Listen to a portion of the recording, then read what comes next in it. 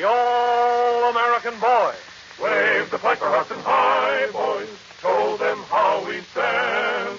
Ever shall our team be champions, known throughout the land.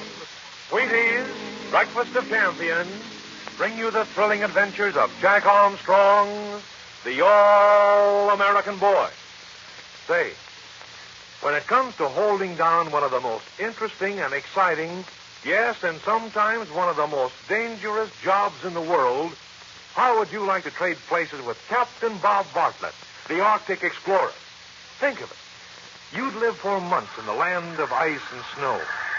You'd travel miles and miles across the frozen wilderness of the Arctic, where the winds howl constantly. You'd cross the ice barriers and deserted, snow-covered plains where few white men had ever set foot. You'd feel the deep, penetrating cold of the North Country, a wintry chill that blasts the temperature down to 20, 30, 40 degrees below zero. Yes, sir, that's the kind of weather Captain Bob Bartlett faces on his Arctic exploring trip. And if you were traveling in the frozen North with Captain Bob, one of the first things I'm sure you'd learn would be to wear extra heavy clothing and to carry plenty of good, nourishing food along with you. The kind of food that supplies lots of fuel energy units to help keep you warm. And here's a big surprise. One of the very best heat-producing foods you could take on your Arctic exploring would be those crisp, toasted flakes of good whole wheat, the one and only Wheaties. Just you listen to what Captain Bob Bartlett says about Wheaties. He tells you, if you want to know how important it is to eat a good big breakfast, spend some time up in the frozen north, where it's not unusual to find the temperature 40 below zero or even lower.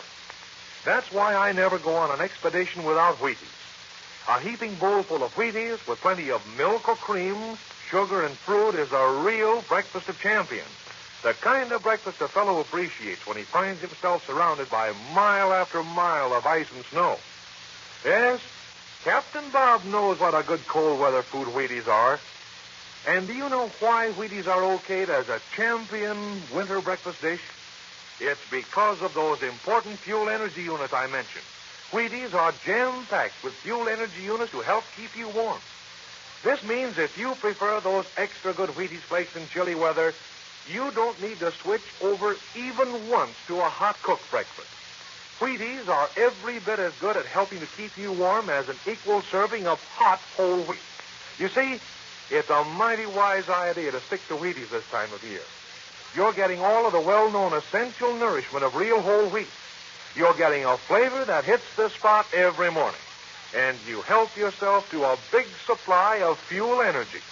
Ask for Wheaties tomorrow. And now, Jack Armstrong, the all-American boy. The two-masted schooner Spindrift, with Jack, Billy, Betty, and Uncle Jim and the Filipino Michelle aboard, has fought her way through a terrific typhoon and has now arrived in the Sulu Sea. A gentle breeze has carried her along over smooth seas, and she has now arrived at the exact spot in the ocean where Professor Loring's chart indicates that his yacht was wrecked. In that yacht is a quantity of precious uranium-235, which Uncle Jim needs to recover for his experiments in atomic power. But there is nothing to indicate the presence of the submerged reef on which the yacht was sunk. And so now, while the Spindrift is standing by with all sails down, while her crew unload the autogyro plane, which Uncle Jim brought along to help find the sunken yacht, the foresail gap, which has been rigged up as a derrick boom, and Jack and Billy and Uncle Jim are hoisting the autogyro out of the ship's hold, while Betty and Michelle stand by to assist. Listen. Uncle Jim, I told Billy to sit on the tail of the fuselage to keep it down as we hoisted her. Good. Help me pull and we'll hoist her up. Betty, you and Michelle stand by to keep the fuselage from scraping on either side of the hatch. All right, Uncle Jim. I'll stand on this side, Michelle. You stand on that side. Everyone all set? All set, Uncle Jim. All right, Jack. Heave. She's coming up. Oh, my, Jack, I don't see how just you and Uncle Jim can raise her by yourselves. Block and tackle does the trick, Betty. Watch it, Betty. She's swinging too much to your side. I'll push her over, Uncle Jim. There. She's right in the middle of the hatch now. Keep on pulling, Jack. We'll have her above deck in a moment. We were lucky the typhoon didn't smash her up, Uncle Jim. We can thank you and Billy for that, Jack. You did a splendid job of lashing down everything in the main hold. Keep the tail of the fuselage down, Billy. She's going to scrape. I'll do my best, Jack. There. She's cleared out. We'll raise her just a little higher, Jack. Then we can inspect her pontoons before we swing her overboard. Well, they looked all right in the hold, Uncle Jim. But maybe they won't look so well in this bright sun. All right, Jack. This is high enough. I'll swing her over the starboard deck, and we'll look at the bottom of the pontoons.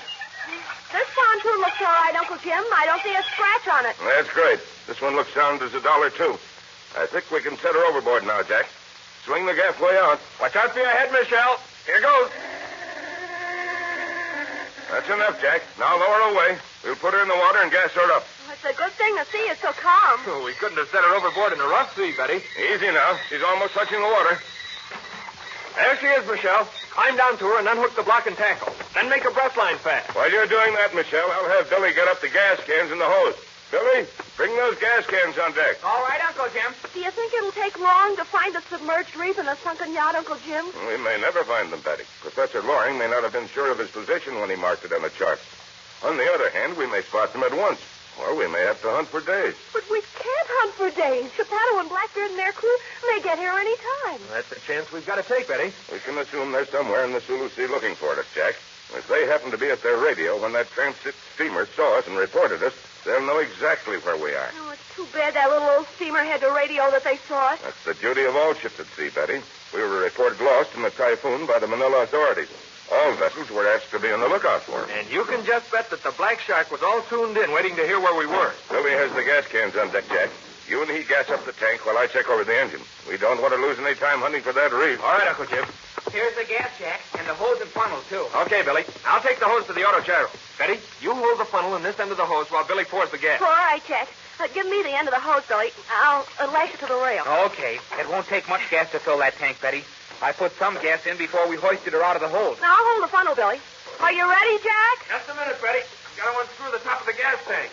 I still don't understand how the auto gyro flies without wings, Billy. It's all in the rotors, Betty. They go round and round like a windmill and keep it up. I know. I've seen her fly, but I just can't get used to an airplane without wings. All right, Billy. Start pouring the gas. You hold the funnel there, Betty. There, that's right. Keep your eye on that funnel, Betty. Oh, I'm sorry, Billy. I was looking around the horizon for the Black Shark. I just know she's going to appear the moment we find the sunken yacht. Well, that's why we've got to hurry. If they catch us on the high seas out of sight of land this way, they'll be a tough bunch to handle. But there's not a sign of her on the horizon. And I'm afraid of sharks, too, Billy. If Uncle Jim and Jack have to put on those diving suits and go way underwater, the sharks may come around. Well, I know, Betty, but... Oh, wait a minute. Here, we need another can of gas. This can ought to fill the tank. Hold that funnel up. There are sharks here, aren't there, Billy? Yeah, you bet there are, Betty. But Michelle says he can scare them off, and he can fight them off with his knife, too. I've seen him do it. Easy there, Billy. She's almost full. She is full. If the engine runs all right, they're all set to start off, Betty. And I still don't see a sign of the Black Shark on the horizon. Billy, come down here a moment. Oh, coming, Uncle Jim. Pull the hose on deck, will you, Betty? I'm going to board the auto gyro. What can I do, Uncle Jim? Jack and I are all set to take off, Billy. We're going to search in a wide circle, keeping the schooner in the middle of our circles. You keep an eye on us. If we have to make a forced landing, you and Michelle hoist sail and come and pick us up. But gosh whiz, Uncle Jim, you don't expect anything to happen, do you? Well, I don't know, Billy. This engine's been shaken about quite a bit in that typhoon. Anything might happen. But you keep an eye on us. If we come down and don't go back up in a minute or two, come and get us. I'll keep an eye on you every second, Uncle Jim. And you can keep an eye out for the Black Shark. Maybe you can see her when you're up in the air. We'll do that, Billy. Hop off now. I'll unfold the rotors as soon as we drift away from the schooner, Uncle Jim. All right, Jack. Cast off. This breeze will push us away in no time. Stand by for the line, Billy. I'll heave it to you. I've got it, Jack. You can start unfolding the rotors, Jack. I'm doing that, Uncle Jim. Oh, say, they just spring out into position, don't they? Now sit down in the cockpit beside me. Pull that cowling back over our heads. The engine noises won't bother us then. Back she comes, Uncle Jim. Hey, it gets hot in here in no time. We'll get ventilation when we get going. Let's see if the inertia starter works. The starter works all right. The engine's working too, Jack. Hey, this noise-proof enclosed cockpit is something. Will it take long to warm the engine up? She's warm before she starts in this climate, Jack. See how she's revving up already. That oil temperature's climbing, too. We'll taxi along the water for a while until she gets good and warm. Boy, oh boy, I'd forgotten what speed is like. Look at those pontoons knifing through the water. Yeah, a little faster than the schooner, eh, Jack? Watch those rotors pick up speed as they go around. I wonder if I the power to for this takeoff. We're off, Uncle Jim. We're off the water already. That's the auto gyro for you, Jack. You can go straight up and down, almost like a helicopter. We're certainly going up fast. And I'm going to fly in circles, Jack, getting further and further away from the spindrift.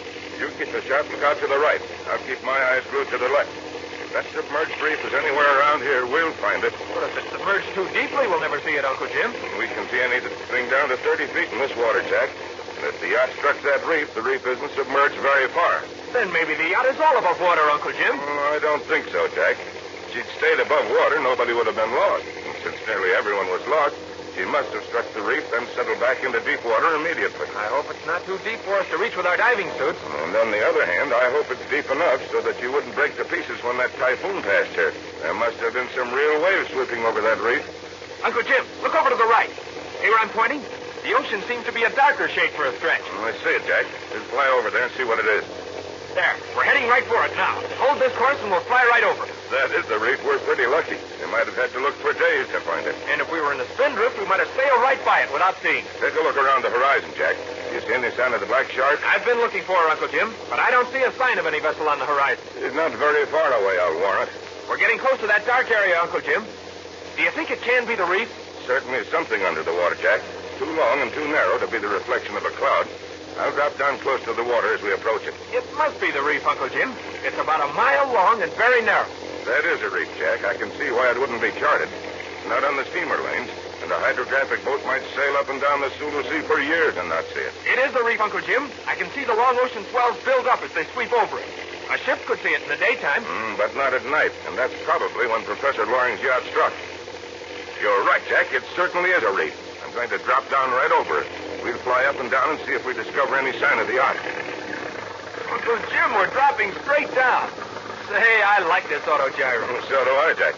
Now I'll hover over this spot for an instant. Can you see anything? Nothing that looks like a wrecked ship, Uncle Jim. But I can't get over the way this auto gyro can stay almost still and keep up in the air. Look out, we're almost touching the water. I won't go any lower, Jack. We'll fly along the reef and see what we can see. Look sharp now. I'm not missing a thing, Uncle Jim. Look, straight ahead of us.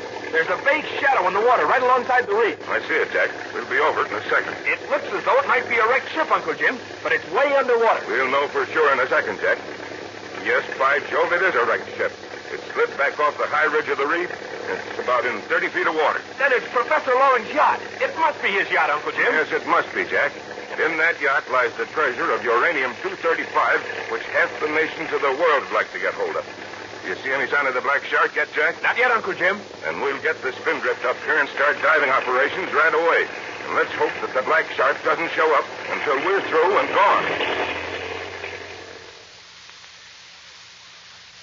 So the wrecked yacht is found at last. And if the black shark will only stay away for a while, Jack and Uncle Jim will have time to recover the precious uranium-235. But they'll have to work fast because the black shark did pick up that radio message and is speeding toward the spindrift with the diesel engine wide open. Hurry, Uncle Jim. There's no time to lose. And say, you'll certainly want to be on hand tomorrow when the spindrift reaches the sunken reef. You'll want to be with Jack when he puts on that diving suit.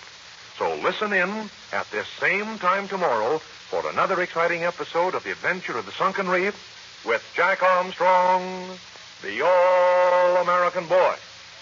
Now, have you got the Wheaties all lined up for your breakfast of champions tomorrow and every morning this week?